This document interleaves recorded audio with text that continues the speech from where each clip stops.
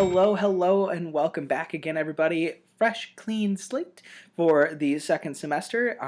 We have a lot of shuffling around going on with all of my senior classes, so we are going to be holding off on the Google Classroom. I am going to make new classroom pages for everyone, but since I'm the only senior English teacher, we're just going to use the already existing ones for a little longer, and then in about a week we'll get new ones. And that's just because I want to make sure that we have time for our schedules to kind of level out and shake out, and it's just going to be a whole lot easier and not nearly as messy to use the pre-existing pages. All right, so make sure you have an eye out for that this coming week and when we get all of those settled.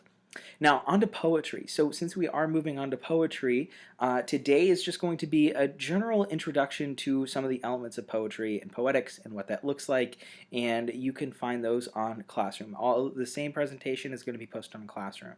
For those of you virtual, you will be only getting the presentation and the speaker notes for today. So just make sure you take a look at that and what that, what that can do to help you complete your assignment at the end of that presentation.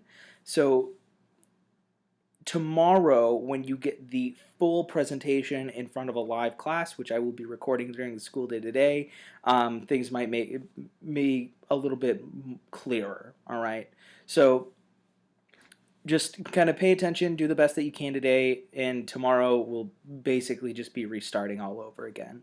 But do understand, everyone, that as far as the rest of the week is concerned, we're going to be doing a lot of stuff that's not poetry at all, or at least it might not seem like it outwardly.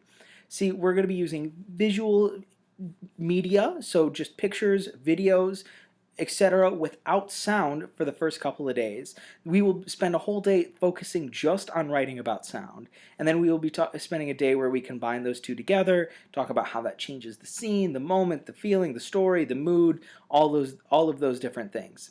So we are doing this in this way because a lot of us really struggle with the capacity to write about what is actually in front of us, the actual picture that is there, let alone get into the point where we can talk about deeper meanings, about various messages that an author might be trying to say. There's really no such thing as like a hidden meaning, at least not in my class and not in my book. You might find that differently in other people's classrooms, but for my class, we're not going to concern ourselves with that. The author isn't trying to hide anything from you.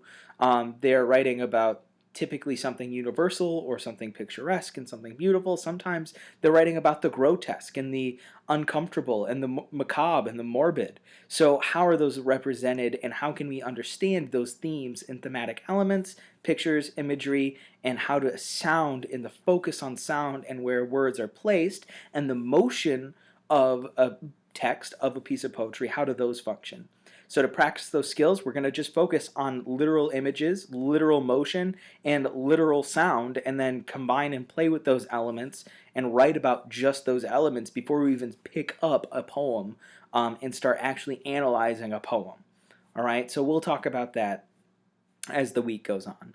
Other than that, I hope you all have an amazing Monday. Keep working hard, guys. It's second semester, like I said, clean slate. We can do better this semester than we did in the first semester.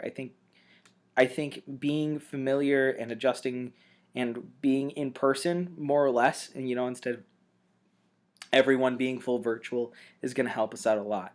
So have a great Monday. I'll see you all soon. Be a better person today than you were yesterday, and tomorrow is going to be a good one.